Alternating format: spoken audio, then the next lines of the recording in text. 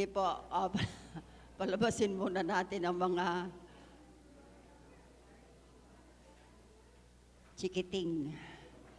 Praise the Lord. Thank you, Lord.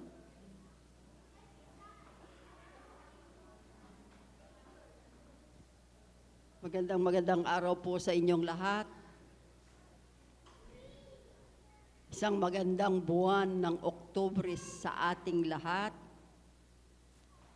At purihin ang Diyos dahil kahit nararanasan natin yung bagyo linggo-linggo, nandun ang kanyang pag-iingat. Nararanasan nyo ba ang pag-iingat ng Diyos, mga kapatid? Palakpakan nga po natin siya. Thank you, Lord! Thank you, Lord. Ang pag-aaralan po natin ngayon ay series of teaching para alam ng mga anak ng Diyos how to approach God in a very simple way. Napakasimpleng mga bagay na dapat nating ginagawa bilang mga anak ng Diyos. And before we begin, pwede po bang basahin muna natin ang salita ng Diyos? Tumayo po tayong lahat as a respect to His Word. Ito po'y matatagpuan natin sa mga aklat ng Hebreo 12:28. Ito po'y babasahin ko sa mabuting balita or magandang balita, Biblia. Let us read. Kaya magpasalamat tayo sa Diyos sapagkat tumanggap tayo ng isang kahariang hindi nayayanig. Sambahin natin ang Diyos sa paraang kalugod-lugod sa Kanya, may paggalang at pagkatakot. Pagpalain ng Panginoon ang Kanyang banal na salita. Thank you, Lord. Thank you, Lord. Let us pray. Aming Diyos na banal na makapangyarihan, nakaluklok sa Kanyang kaluwalhatian doon sa langit. Pinapupurihan ka namin, Panginoon. Pinasasalamatan ka namin.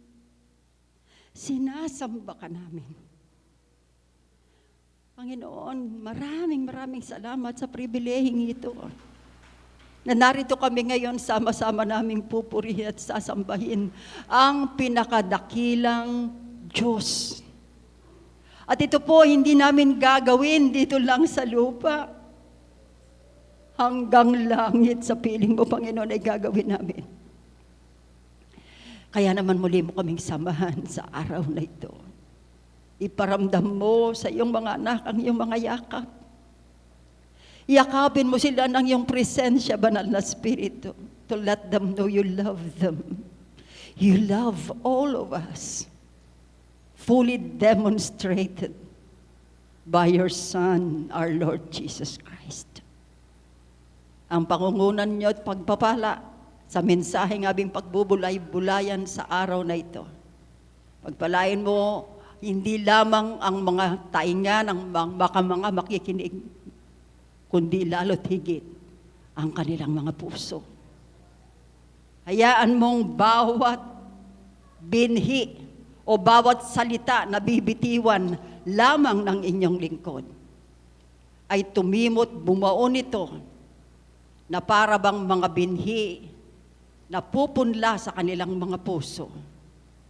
At ito'y payabungin mo, Panginoon, upang lalo silang mapagpala at mabigyan kanila ng kapurihan. Hindi lamang doon sa langit, kundi dito sa lupa, kagaya ng sa langit. Pagpalain mo rin po ang iyong lingkod na magiging tagapagsalita mo lamang. Hayaan mong maibalik kong lagi ang papurit parangal sa inyo at maging ang aking mga kapatiran, Panginoon. Maging yung mga naka-tune in ngayon sa social media, Lord, sa iyo maibalik ang papuri. Walang tatanggap nito kundi kayo lamang, sapagkat kayo lang ang may karapatan, Panginoon. Kami po ay mga sinagip mo mula sa kaparusahan ng kasalanan. At dahil dito, walang patumanggang papuri, parangal at pasasalamat ang ibinabalik namin sa inyo. From first to last, bless us all through your word. In Jesus' mighty name we pray.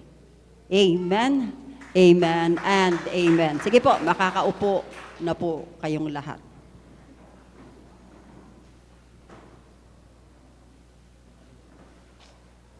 Hindi pa man ako nag-uumpisa, tumutulo na.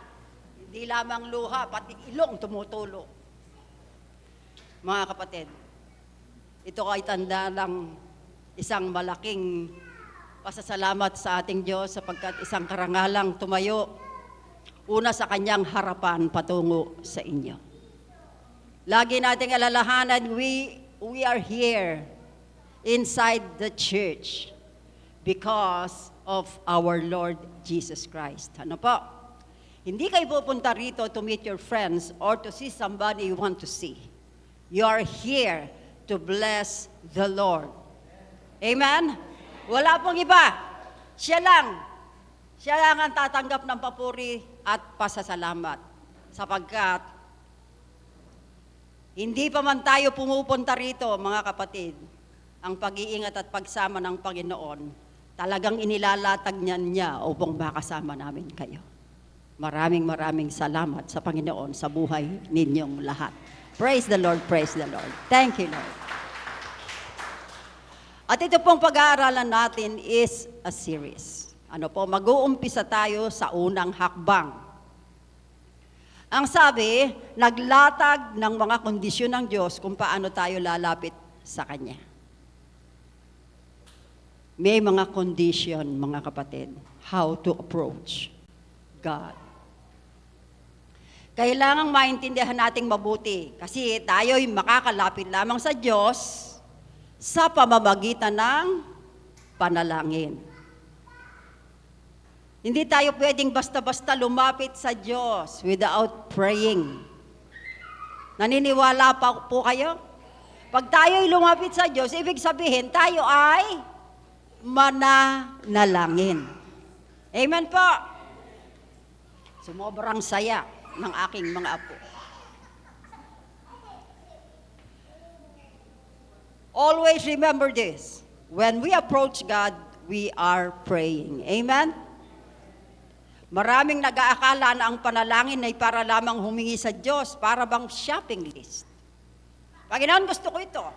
Ito ang gustong mangyari, ito ang gusto kong mangyari sa buhay ko. Bukas, mag-a-apply ako ng trabaho. Gusto ko yung trabahong ito, Panginoon. Inuutusan ang Diyos. Ano po? Subalit ito hindi tama at kulang sa pagkaunawa tungkol sa panalangin. At kaya tayo naririto ngayon para pare-pareho nating malaman ano ba ang mga panuntunan kung paano manalangin. Kaya nga po, yung ating message today, how to get near to God. Ano po? Prayer is not just one musical instrument. Tandaan ninyo, pag tayo'y nananalangin, para bang gumagamit tayo ng lahat ng instrumento. Mga kapatid, hindi lang isang instrumento, kundi maraming instrumento. Sabi rito, prayer is not just one musical instrument, it is the whole orchestra with many different instruments. Yan po ang sabi ng isang sikat na preacher na umuwi na sa Panginoon ngayon. Today, we will be dealing with one of the three of them. 3 activities we should be doing to get near to God. Una, thanksgiving. A good starting point for our study of the first of these activities, thanksgiving. Gaya ng binasa natin kanina, Hebrews 12:28, since we are receiving a kingdom that cannot be shaken, let us be thankful and so worship God acceptably with reverence and awe. Kaya't magpasalamat tayo sa Diyos sapagkat tumanggap tayo ng isang kahariang hindi nayayanig. Take note, ha? Yung mga leaders ng bansa, papalit-palit yan. Pero kailanman ang pagiging Diyos ng ating Diyos ay hindi mapapalitan. Amen? Sambahin natin ang Diyos sa paraang kalugod-lugod sa Kanya, may paggalang at pagkatakot. Bakit sinama pa yung pagkatakot? Abay talagang dapat tayong matakot sa Diyos. Bakit? He knows all things. Hindi tayo pwedeng magsinungaling sa Diyos eh. Sabihin natin, may mga alibay tayo, kung minsan hindi tayo nakapag-church. Paano naman, ganto-ganto Lord, ganto-ganyan Lord. Alam ng Diyos ang puso natin. He knows all things. At bago ka pa man magpasyang hindi pumunta sa church, alam na ng Lord, hindi ka pupunta sa church. Kaya nga nakakatakot magbitiw ng salita. Because God knows everything. Amen po mga kapatid? Napakahalaga ng puntos na ito. When we are unthankful, we are out of the grace of God. Uulitin ko. When we are unthankful, we are out of the grace of God. Alam niyo po bang kaya tayo naligtas? All because of His grace, mga kapatid. Ano po? Dahil lang sa biyaya ng Diyos, kaya tayo naligtas. Kaya nga ang sinasabi sa New King James Version, sabi, let us have grace. Sa NIV, let us be thankful. Each of these is a correct translation. Sa Griego naman, ang sabi, ang thank you means charis, which is grace. Ano po? Sa New King James Version. Kaya nga sabi dito, and whether we say, let us be thankful or let us have grace, we are really saying the same thing. Hindi ka nakatanggap ng biyaya ng Diyos pagkatapos ay kakalimutan mong tumanggap ka lang ng biyaya ng Diyos. Mga kapatid, napakahalaga na bago mo tanggapin at ilhingin sa Diyos ang mga bagay-bagay, unahin mo munang pasalamatan ng Diyos kasi siya lang ang pwedeng magbigay niyan sa iyo. Huwag po nating kalilimutan yan na nagiging masyado tayong pangahas. Naakala mo ba kayang-kaya nating mabuhay kung wala ang Diyos? Nakita niyo? Doon sa Bogo City sa Cebu, anong nangyari? 6.9 na lindol. Walang kaalam-alamang mga tao, walang kaabog-abog, lumilindol. Hindi alam ng Diyos? No. He knows. Yung mga bagyong nagdaraan, ako talagang I'm very grateful to God, lalo na po yung bagyong Nando. Super Typhoon Nando. At alam niyo po bang na ang mga pinsalang na ginawa nito sa mga pinagdaanan niya? Thanks be to God. At hindi tayo direktang pinuntahan ng bagyong ito. Napakalaki po nito at talagang wawasakin ang bawat daanan. Pero salamat sa Diyos. Dahil ako'y naniniwalang maraming nagpapasalamat sa Diyos na binibigyan tayo ng pasanin na ipanalangin ang ating bansa against all these calamities that only God can stop and control. Amen po mga kapatid. Wala namang makakapigil niyan Di po ba? Si Jesus, nakasakay sa bangka. Nandun din ang kanyang mga disipulo. Ano-ano yung mga disipulo niya? Mga mangingisda, sanay sa alon, sanay sa dagat. Matatapang. Natutulog si Jesus doon sa dulo ng bangka at sinisiklot-siklot sila sa Sea of Galilee. Takot na takot sila. At ang sabi, Panginoon, hindi ka man lang ba nag-aalala sa amin? Ginising pa nila si Jesus Christ. At ang sabi ng Panginoon, anong sabi? God rebuked them. Jesus rebuked them. Where is your faith? Kasama na nila si Jesus Christ and yet natatakot pa sila. Anong napala nila? Nirebuke sila. Where is your faith? The same thing with us, mga kapatid. Where is our faith? Huwag na huwag ninyong kalilimutan, once na kayo ay naging anak ng Diyos, ang mga karapatang yan ay nasa inyo na. All you need to do is practice it. Kaya nga po ang ginagamit ang iglesia para turuan ang mga anak ng Diyos to know their privileges. At magamit ninyo ito. Kaya nga nagsisilbi tayong light of the world, salt of the earth.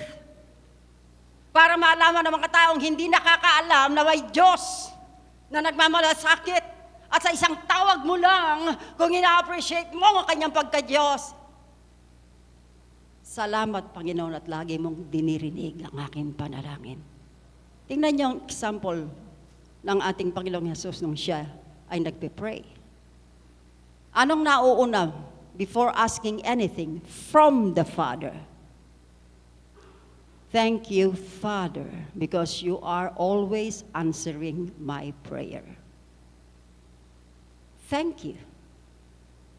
Tayo, paano tayong lumapit sa Diyos? Are we being thankful?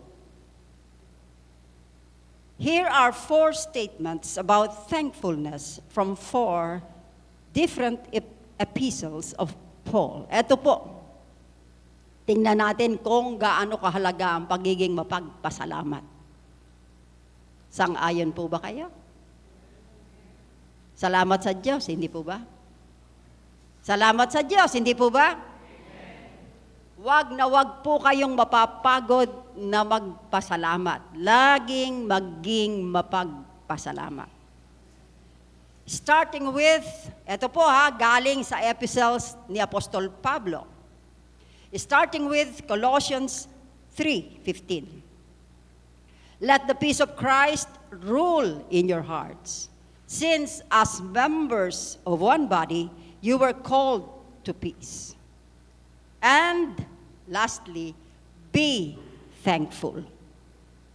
Sa magandang balita, Biblia, paghariin ninyo sa inyong puso ang kapayapaang kaloob ni Kristo, sapagkat iyan ang dahilan kung bakit kayo tinawag sa iisang katawan. Magpasalamat kayong lagi. Abay, nanilikha lang tayo, kamangha-mangha na eh. Hinayaan tayong mabuhay, kamangha-mangha pa rin. Binigyan tayo ng mga magulang mag-iingat sa atin, sasabihin mo, sila nakakapili ng magulang, ako hindi ako makapili. Hindi nga ako makapag-aral kasi walang mga magulang ko. Laging may mga reklamong ganyan, ano po. Pero lagi nating iisipin, yung lumitaw ka at lumabas ka sa sangbaliwanag at narito ka sa mundo at nabubuhay pa rin, ay isang bagay na maaari mong ipagpasalamat sa Diyos. Amen po mga kapatid? Kailangan lagi tayong grateful sa Panginoon. Ultimong maliliit na bagay, learn to be thankful. Kasi kung hindi niya ipagkakalob yun, hindi naman natin makakamtan yun eh. Amen po? Yung mga tinatamasa natin, lahat yan, bonus lang yan. Bonus lang yan sa buhay na bigay niya sa atin. At higit pa sa lahat, kung makikilala natin siya sa pamamagitan ng kanyang anak na si Jesus, ay mas malaking bonus yun. Dahil ang buhay mo dito sa lupa ay walang matatapos nga yung buhay na yan dito sa lupa. Pero, sabi nga, magsasara lang ang pinto para sa iyo rito sa lupa. Pero magbubukas ng panibagong pinto doon sa buhay na walang hanggan sa piling ng Diyos. Amen! Kaya nga lagi sinasabi dito, let the peace of Christ rule in your hearts. Since you, as members of one body, you were called to peace. E doon lang, sa katotohanan ng maging bahagi ka ng katawan ni Kristo, iyan lang ay dapat maging mapayapa ka, kapatid. Dahil ang hindi nakakakilala sa Panginoong Hesus, walang kapayapaan. I'm telling you. laging nananangan sa sariling dunong kakayahan at lakas, which is impossible without the grace of God. Kaya kailangan lagi tayong thankful, mga kapatid. Sabi sa Tagalog, paghariin niyo sa inyong puso ang kapayapaang kaloob ni Kristo sapagkat yan ang dahilan kung bakit kayo tinawag sa iisang katawan, magpasalamat kayong lagi. At ang sabi, that is not a suggestion, it is a command. Hindi po nagsasuggest si Pablo, kundi nag-uutos siya. Be thankful. Amen po mga kapatid. Maging mapagpasalamat. Utos yan sa atin. At yan ay sinasabi ni Pablo through God's Word. Mga kapatid, kaya dapat nating sundin. Paul goes on in verses 16 and 17 of Colossians 3. Ang sabi, Colossians 3:16 to 17, let the word of Christ dwell in you richly, as you teach and admonish one another with all wisdom. And as you sing psalms, hymns, and spiritual songs with gratitude in your hearts to God. And whatever you do, whether in word or deed, do it all in the name of the Lord Jesus, giving thanks to God the Father through Him. Ano ang sabi ng mga anak ng Diyos? Amen! Praise the Lord! Ang salita ni Kristo, hayaan niyong lubusang manatili sa inyong puso. Ayan ang utos ha.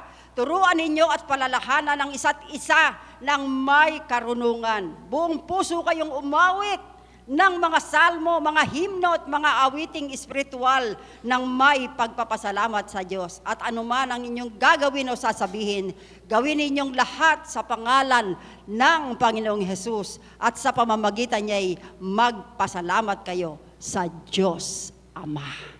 Amen, amen, and amen. Sa pamamagitan niya, dahil makikilala natin ang Diyos Ama ng lubusan sa pamamagitan lamang ni Kristo Jesus. Without Jesus Christ, hindi po natin siya makikilala. Bakit?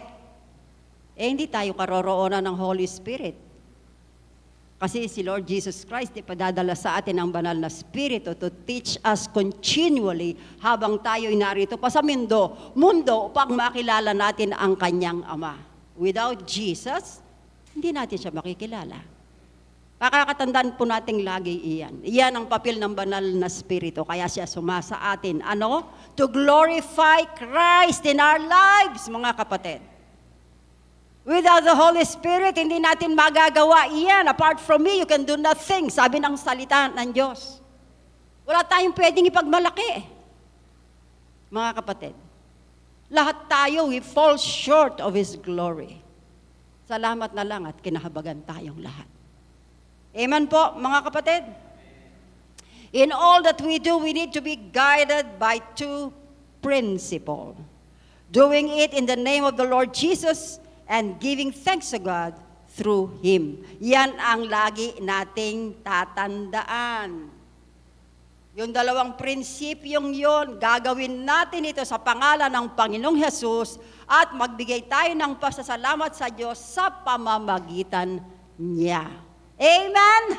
Yan ang silbi kaya napako sa krus. Yan ang silbi kaya tumarito dito sa lupa. Yan ang silbi, kaya gano'n na lang ang pag-ibig ng Diyos sa sangkatauhan. Kaya ipinadala niya ang kanyang anak upang ang lahat ng sasampalataya sa kanya ay hindi mapahamak, kundi magkaroon ng buhay na walang hanggan. Yan ang ibig sabihin ng 1-3-16, mga kapatid. Amen po? Nagsawa na kayong kaya amen, ano? There should be a boundary. Alam niyo po ba, pag tayo ginagawa natin ang lahat sa pangalan ng ating Panginoong Hesus, kailangan alam natin yung boundary natin.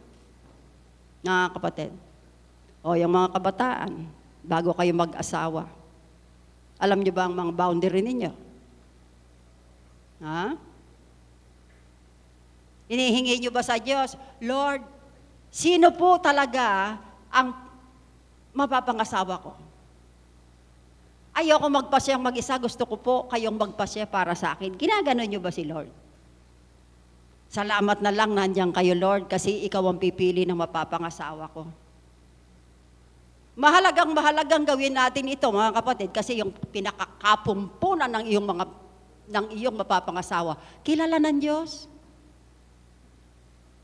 Yun pala, lahi ng mangkukulam yung mapapangasawa mo. Baka kulamin ka pa niyan.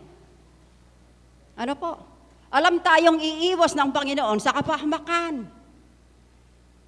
Lahi pala naman ng mga manggagadget, sinungaling, mga chismos at manggugulo yung mapapangasawa mo. Wala kang kamalay-malay. Pero ang Diyos natin may kapangyarihang ihiwalay tayo doon sa mga taong hindi karapat-dapat makasama natin sa buhay. Kasi maging sa mga bagay na yan, pinagmamalasakitan niya ng Panginoon sa atin. Mga kapatid, tingnan niyo mga napangasawa niya. At pasalamatan niyo ang Diyos kung yan ang kaloob ng Diyos sa inyo. O yung mga walang asawa pa, pakinggan, you should know your boundary. Amen po, sabi, do it all in the name of the Lord Jesus. At bilang mga anak ng Diyos, kailangan nakikita sa atin yung katapatan, yung paninindigan, na hindi kaya gayang bayaran ng pera. Na kahit anong gawin, hindi ka pwedeng suhulan. Yan ang Kristiyano. Sapagkat nakakahiya sa Panginoon, sasabihin mo, Kristiyano ka pagkatapos na babayaran ka pala. Anong klaseng paninindigan yan? Kaya nga, we have to pray for our leaders. Dahil hindi kinalulugdan ng Diyos ang mga taong corrupt at walang integridad. Ang gusto ng Diyos ay mga taong tapat. Ang gusto ng Diyos ay may paninindigan. Pera at pera lang yan, mga kapatid. Pero hindi niya kayang bilhin ang iyong kaluluwa at hindi niya pwedeng ipagtanggol ang iyong sarili sa harap ng Panginoon. Pera lang yan. Walang masama sa pera, pero yung Diyosin mo ang pera, yun ang masama. Ibinibigay sa atin ng Panginoon yan to enjoy our lives. Pero wag niyong hihigitan pa ang mga bagay na ito na higit pa sa nagkaloob sa inyo niyan. Sasabihin mo, ay pastora, nagtrabaho naman akong mabuti. Actually nga, lagi akong puyat. Kasi panggabi ako sa trabaho ko. Kaya akin itong pinagpaguran ko. Kung kayang sabihin sa iyo ng Panginoon, ba't ka pa humihinga? Alam niyo po, napakahirap nung parang napapatid ang hininga mo. Ako naranasan ko yun bago ako maoperahan sa puso. Kita niyo, pag nagpe-pray dito, hingal na hingal ako. Inahabol ko yung hininga ko. Napakahirap. How about the oxygen you inhale? Saan galing yan? Yung tatayo ka lang, dahil kakaedad ka na, yung tatayo ka lang, tapos aakyat ka ng hagdanan, ang tagal mo nakaupo, tapos tatayo ka, ari. Nagtatawanan ako, minsan ako nung araw, nagtatawanan ko yung Lola Maria ko, yung mga matatanda, sinapusi mo, sinapusi na. Tawa ko lang tawa pagka yung, ari. Tulungan mo nga akong bakbang anak ko. Nagtawa ko lang tawa. Bakit kaya gumaganto yung mga matatandang to? Ngayon nararanasan ko, totoo pala. Kasi umaabot na rin ako doon sa edad na yun At talaga naman, mga kapatid, kaya ang Panginoon natin, lagi niya sinasabi, sa lahat ng iyong gagawin, do it all in the name of the Lord Jesus Christ. Yung magbibigay sa Kanya ng karangalan. Kasi ang lahat-lahat ng tinatamasa natin, meron man tayo ngayon o wala, dapat nating ipagpasalamat sa Diyos. Amen po! Amen! Praise the Lord!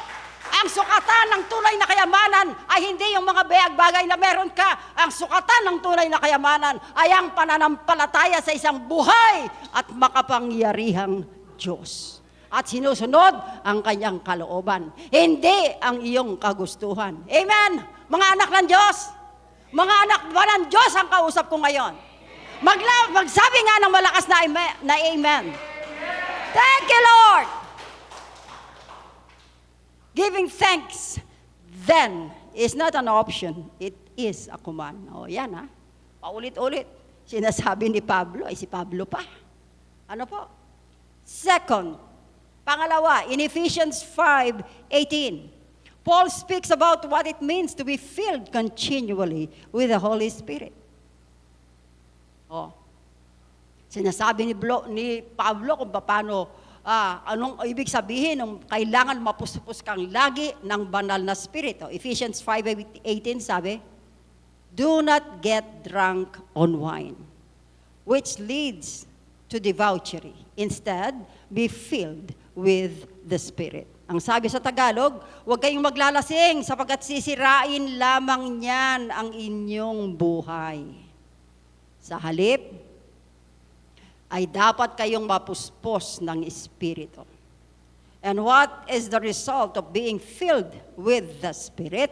Itinuloy ito, Ephesians 5:19-20, speak to one another with psalms, hymns, and spiritual songs. Sing and make music in your heart to the Lord, always giving thanks to God the Father for everything in the name of the Lord Jesus Christ. Amen.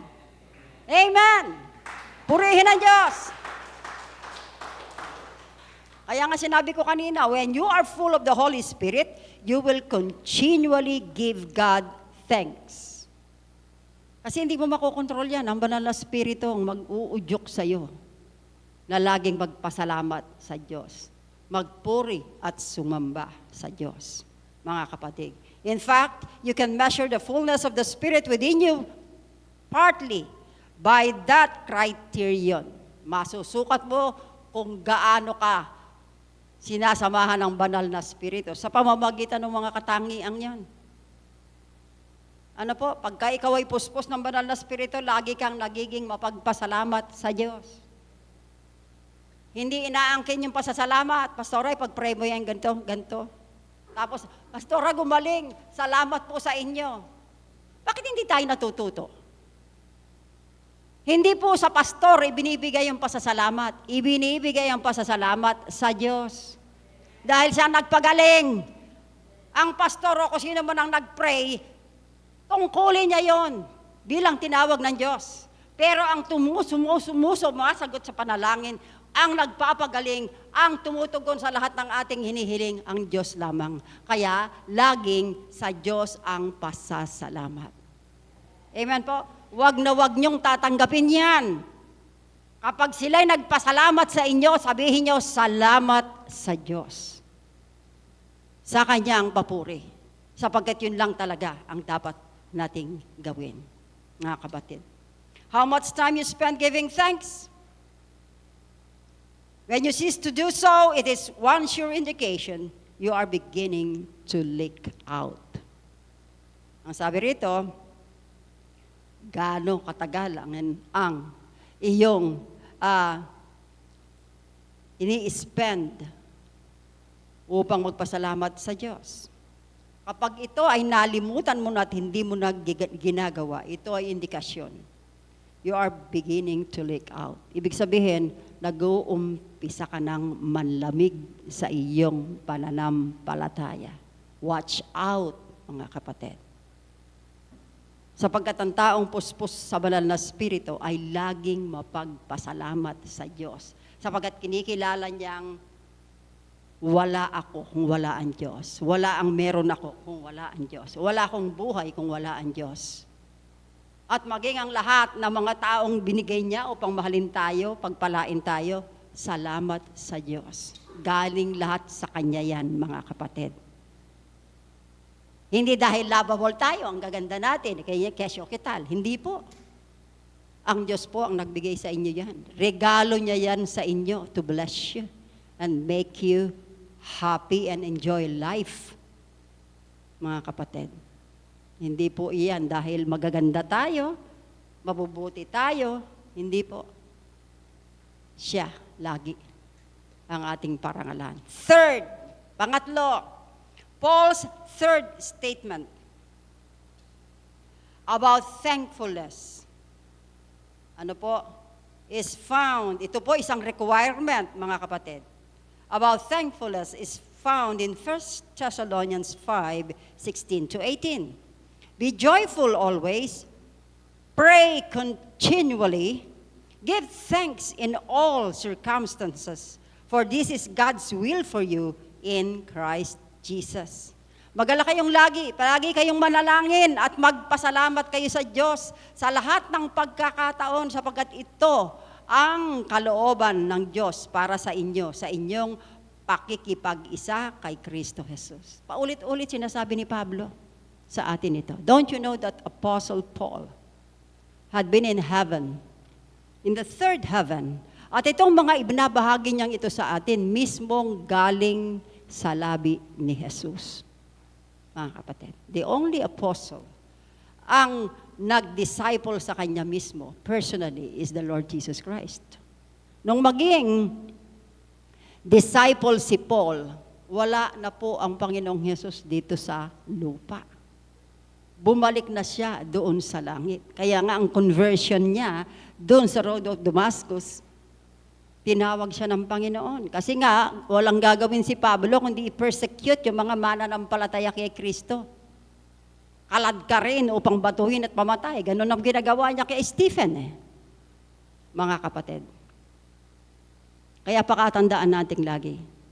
Namnamin natin ang mga sinasabing ito ni Apostle Paul sapagkat ito ang kalooban ng Diyos para sa ating lahat. Amen? Sabi, some of the shortest verses in the New Testament, but filled with powerful truth. Ang sabi, rejoice always. Magala kayong lagi. Very simple to say, but it takes more grace to do it. Ang daling sabihin Magala kayo, mag-rejoice kayo. Ang dali-daling sabihin. Ito na yung ba talagang nakakapag-rejoice, kapatid. Talagang kailangan mo ang biyaya ng Diyos para magawa mo ito.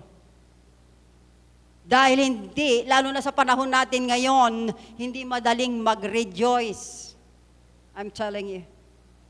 Napakahirap. Pero kung ikaw ay busog na busog sa biyaya ng Diyos, magagawa mo ito. Dahil hindi ito sasabihin ni Pablo kung hindi natin ito kayang gawin. Amen po mga kapatid? Amen! Ano pa? Pray without ceasing. Huwag, sabi, palagi kayong manalangin. Never come to the end of praying. You do not have to pray all the time, but never say, now I'm finished praying. Anytime, every time, pwede tayong manalangin, mga kapatid. Huwag nating tatapusin. Lagi tayong manalangin. Yung magpasalamat ka lang. Salamat, Panginoon. Salamat sa weather, salamat sa buhay ng mga kapatiran ko, salamat nandito ako sa church, binigyan mo ako ng pagkakataong makasamba at makapuri sa iyo. Yung mga bagay na yan, we're already praying. At huwag na huwag magdi-depart sa ating mga labi iyan. Sapagkat ito ang kinalulugdan ng Diyos at kalooban ng Diyos. Ang sabi si Smith Wigglesworth, isang example, he never prayed more than half an hour at a time. Hindi daw siya nananalangin ng higit pa sa kalahating oras. But he never went half an hour without praying. Natatapos ng maiksi ang kanyang panalangin. Pero, sabi nga, hindi pa man natatapos ang kalahating oras, nananalangin na naman siya. Kasi dapat ipagpasalamat sa Diyos Yun lang. Makakain ka ng masarap, na-enjoy mo yung pagkain mo, ay malaking biyaya na po yun. At saka hindi lang yan, may iluluto ka. Sa halip na magreklamo ka, itlog na naman.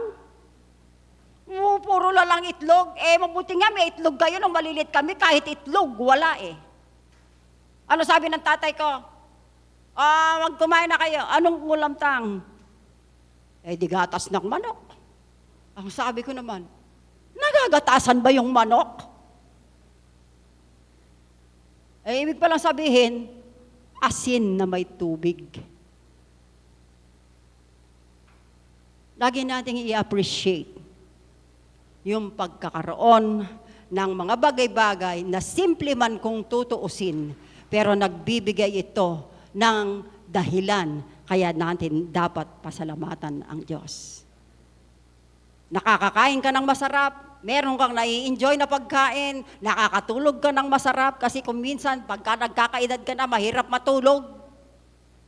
Ano po? Aba, kung nakatulog ka ng masarap, di pasalamatan mo ang Diyos. Nagising ka pa, pasalamatan mo ang Diyos. Ganun lang po yun, mga kapatid.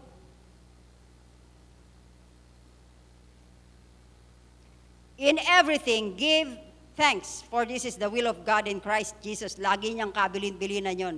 What is the will of God in Christ Jesus? To give thanks in everything. So if you're not giving thanks, as we have already seen, you are actually out of the will of God. Ayun ang nakakatakot doon. Yung lalabas ka sa kalooban ng Diyos, mga kapatid. Ano po? You are actually out of the will of God kung hindi ka marunong magpasalamat. Kahit sa pinakamaliliit na bagay na akala mo'y hindi mo na dapat ipagpasalamat sa Diyos. Pakaisipin mo, without the will of God, hindi mo tatanggapin yan. Kaya lagi kang maging pagpasalamat. Number 4, Philippians 4:6. Si Pablo pa rin, ano? Paul's requirements regarding thankfulness. Philippians 4:6 ang sabi, do not be anxious about anything, but in everything, by prayer and petition, with thanksgiving, present your request to God. Sabi sa MBB, huwag kayong mabalisa tungkol sa anumang bagay. Sa halip, hingin ninyo sa Diyos ang lahat ng inyong kailangan sa pamamagitan ng panalangin may pasasalamat. How are you? Lahat tayo araw-araw maraming pangangailangan, mga kapatid. Pero ang isinasuggest ni Pablo dito, huwag kayong mabalisa. Sa kahit ano, huwag kang mabalisa. Sa halip, hingin mo sa Diyos ang lahat ng iyong kailangan. Sa pamamagitan ng panalangin may pasasalamat. Habang nagpapasalamat ka lang, kapatid, nananalangin ka na sa Panginoon. Never bring a request to God without thanksgiving. Tandaan nyo, ha? Huwag kayong magdadala ng anumang gusto nyong hingin sa Diyos nang walang pasasalamat. Paul is saying, moreover, whatever request you have, bring it with thanksgiving. Magpasalamat muna kayo bago nyo hingin sa Diyos ang inyong pangangailangan. Amen po? Maliwanag po, mga kapatid! Praise the Lord! Now that we have looked at 4 separate exhortations of the Apostle Paul concerning thankfulness, let us consider 2 important functions that it accomplishes. Let us consider 2 important functions that it accomplishes. First, thankfulness provides access to God. Yan po ang sabi sa Psalm 104. Psalm 100 verse 4. Enter His gates with thanksgiving and His courts with praise. Give thanks to Him and praise His name. O yan po ang sinasabi. Kailangang magpasalamat muna. Kasi pagka nagpasalamat ka na, nagkakaroon ka na ng access. Pumapasok ka na sa templo ng Diyos, mga kapatid. Pumapasok ka na sa gate ng heaven. When you say, thank you, Lord, pumapasok ka na sa gate ng heaven. Pumapasok ka na sa kanyang templo. Kaya nga sabi dito, enter His gates with the thanksgiving and His courts with praise. At pag nakarating ka na doon sa court, na kung saan nandun ang Panginoon, ano na ang gagawin mo? Pupurihin mo na siya dahil sa kanyang kalwalhatian. You will praise Him because of His greatness. Ako hindi ko talaga, pag iniisip-isip ko, Panginoon, Ano kaya ang pakiramdam nung haharap kami sa iyo? At makita namin ang inyong kaluningningan, ang inyong kalwalhatian. Hindi ko masabi sa anumang klase ng pananalita ang mga bagay na yon. Kasi nga, hindi kayang arokin ang isip ko eh. Ano kaya? Ano kaya ang gagawin ko? Kaya laging tagubilin sa Tagalog, pumasok sa kanyang templo na ang puso'y nagdiriwang. Tandaan niyo ito, when you pray, pumasok sa kanyang templo na ang puso'y nagdiriwang. Umaawit, nagpupuri sa loob ng dakong banal. Purihin ang ngalan niya at siya'y pasalamatan. Ano ang sabi ng mga anak ng Diyos? Amen! Amen and amen! Namimighati ka, Maya Pastora, paano naman ako magpupuri sa Diyos? Namimighati akong kasalukuyan. Alam ng Diyos, namimighati ka. Pero napakalaking kagalakan sa puso niya na kahit namimighati ka, nasasabi mo pa rin, maraming salamat po, Panginoon. Amen po mga kapatid. Palakpakan nga po natin ang ating Diyos. Thank you Lord, thank you Lord. Nakuha niyo po ba ang mensahe sa araw na ito mga kapatid? Praise the Lord! Aming Diyos, nagpapasalamat kami sa iyo.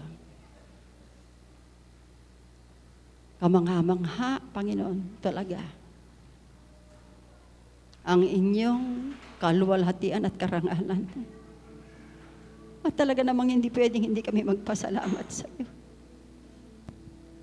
Kasi yung palang tamasahin namin ang buhay, ang iyong katapatan, ang mga regalong ibinibigay mo sa amin. The bonuses we receive from you, Lord, our loved ones, our food, our safety, the things we enjoyed in life. Panginoon, may bahay kaming tutulugan, may kama kaming pwede naming ihiga ang pagal naming katawan. Meron kaming kusina na pwedeng magluto ng pagkain. Meron kaming mga mahal sa buhay na kung minsan, kung hindi namin maiwasan, kami ay nag-aalala tungkol sa kanila. Pero ganun pa man, at least, Panginoon, natututo kaming mag-alala at magmalasakit. Sa lahat ng bagay, Panginoon, may dahilan. At ang dahilan yan ang patuloy na humuhubog sa aming mga pagkatao, sa aming mga puso, aming Diyos, upang turuan kami kung paano kami lumapit sa iyo, sumamba sa inyo, magparangal sa inyo. Patawarin mo po kami sa aming mga pagkukulang, ang aming Panginoon. At pakasi sa atin mong aming mga puso, pakalinisin mong mga motibo nito,